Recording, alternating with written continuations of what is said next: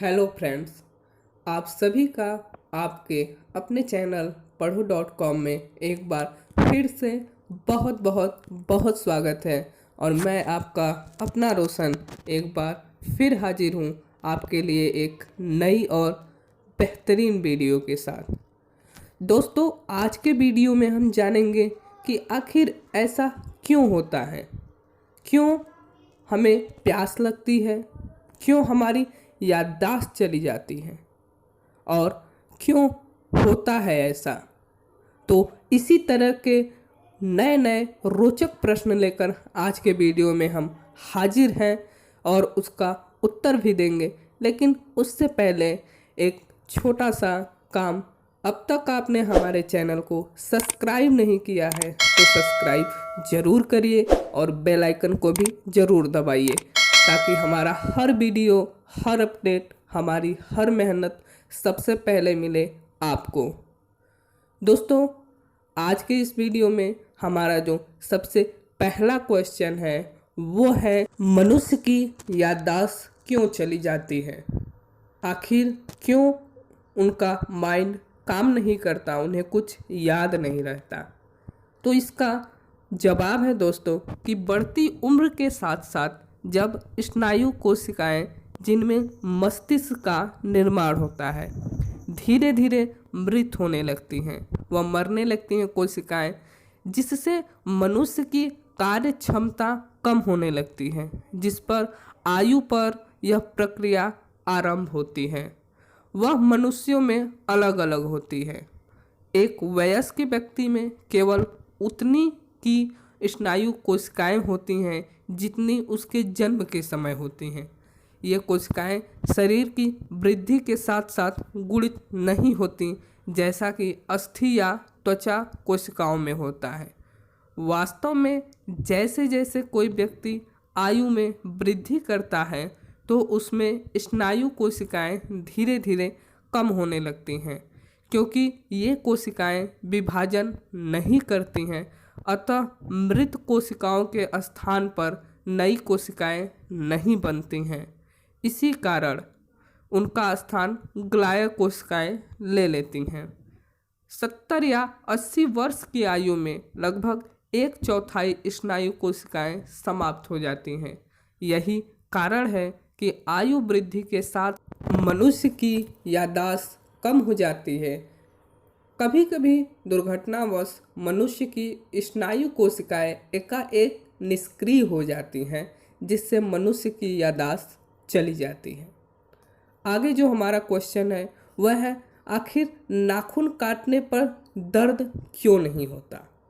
जी हाँ, तो इसका उत्तर है कि नाखून की जो कोशिकाएं होती हैं वह मृत कोशिकाओं से बनी होती हैं।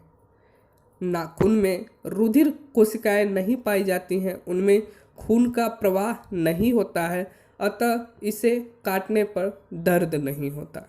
जिन जिन कोशिकाओं में खून का प्रवाह हुआ होगा उन कोशिकाओं को काटने पर दर्द होगा।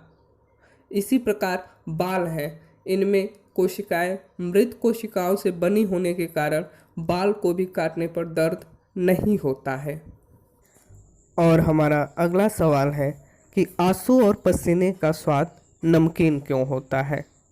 तो इसका उत्तर है कि पसीने और आंसुओं में मौजूद सोडियम क्लोराइड के कारण ही इनका स्वाद नमकीन होता है।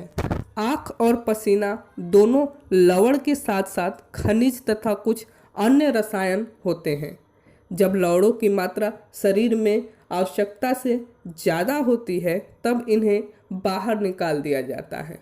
मुख्य रूप से यह काम गुर्दे करते हैं, लेकिन लवणों की कुछ मात्रा पसीने के साथ भी निकाल दी जाती है। यही कारण है कि आंसू और पसीने का स्वाद खारा होता है। अगला क्वेश्चन कि हमें धूप में बैठने के बाद आलस क्यों आने लगता है। कुछ दूर धूप में हम बैठ लेंगे तो हमें आलस क्यों आता है। तो उसका जवाब है कि सर्दी में सूर्य की गर्माहट वैसे बहुत आरामदेह होती है। विशेषकर सर्दियों में खाना खाने के बाद हर कोई धूप में थोड़ी देर लेटना और आराम करना चाहता है। वैसे खाने के बाद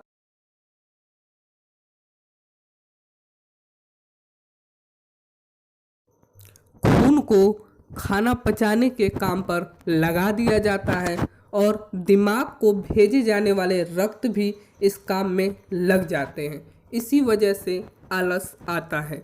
जब कोई व्यक्ति चिलचिलाती धूप में थोड़ी देर खड़ा रहे तो उसके शरीर के सारे आवश्यक पदार्थ पसीने के रूप में बाहर निकल जाएंगे और यह व्यक्ति निढाल होकर गिर जाएगा। अगला जो क्वेश्चन है वह है कि आखिर कुछ लोगों को गर्मियों में नाक से खून क्यों आने लगता है। कुछ लोगों को गर्मियों में नाक से खून क्यों आने लगता है, तो इसका जवाब है कि नाक के अंदर की सतह और दोनों नाक के छिद्रों के बीच दीवार नेसल स्टेप्टर रहती है और नम झिल्ली श्लेष्मम या म्यूकस मेम्ब्रेन से ढकी होती है। इसकी एक तह के पास कई पतली पतली रक्त सिराएं रक्त ले रही होती हैं। यह सिराएं रक्त को एक स्थान से दूसरे स्थान तक ले जाती हैं। इस झिल्ली के गर्मी में सूखने के कारण हल्के झटके, जोर से छींक आने या फिर किसी अन्य कारण से यह रक्त सिराएं टूट जाती हैं और नाक से खून आने लगता है। इसी तरह हमारा अगला प्रश्न है कि रोते समय आंसू क्यों आते हैं। आखिर क्यों रोते समय ही आंसू आते हैं, तो इसका जवाब है कि जब हम कभी रोते हैं या खुशी के मौके पर हमारी आंखों से आंसू आ जाते हैं। हमारी आंखों के बाहरी कोण के करीब 3 अश्रु या लोक्रियस ग्रंथियां होती हैं। इनमें स्रावित जल सदृश अश्रु पलकों, कार्निया और कंजक्विटा को नम बनाए रखता है और इनकी सफाई करके हानिकारक जीवाणुओं से इनकी रक्षा करता है। चोट लगने या किसी बाहरी वस्तु के आँख में गिर जाने या दुख या सुख की भावनाओं से प्रेरित होकर आंसू अधिक मात्रा में स्रावित होकर बहने लगता है। जन्म के करीब 4 महीने बाद मानव शिशु में अश्रु ग्रंथियां सक्रिय हो जाती हैं। अगला क्वेश्चन हमारा जो है वो है नमक खाने से हमें प्यास क्यों लगती है।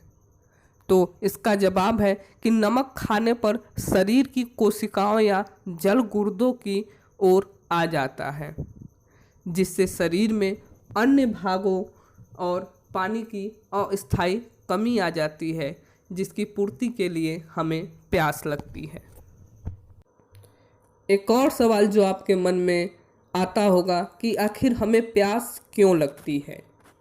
हमारे शरीर में पानी की उपस्थिति आवश्यक भी है, क्योंकि पानी द्वारा ही हमारे शरीर का तापमान नियंत्रित होता है और अनेक प्रकार के निरर्थक पदार्थ शरीर से बाहर निकलते रहते हैं, पसीने के रूप में, मूत्र के रूप में और कुछ श्वसन क्रियाओं के रूप में पानी हमारे शरीर से बाहर निकलता है। मस्तिष्क में स्थित एक छोटा सा प्यास केंद्र हाइपोथैलेमस शरीर में पानी का संतुलन बनाए रखने के लिए एक प्रकार का हार्मोन स्रावित करता है। ये हार्मोन्स गुर्दे और गले में स्थित तंत्रिकाओं को नियंत्रित करता है। प्यास का अनुभव भी इसी केंद्र की क्रियाओं का एक भाग है। शरीर में आधा लीटर पानी की कमी होने से हमें प्यास का अनुभव होने लगता है। जैसे जैसे इसके और भी लक्षण दिखाई देने लगते हैं, जैसे मुंह का सूखना और उस पर एक परत सी बन जाती है। शरीर में 5 लीटर या उससे अधिक पानी की कमी खतरनाक हो सकती है। तो आज के वीडियो में दोस्तों बस इतना ही।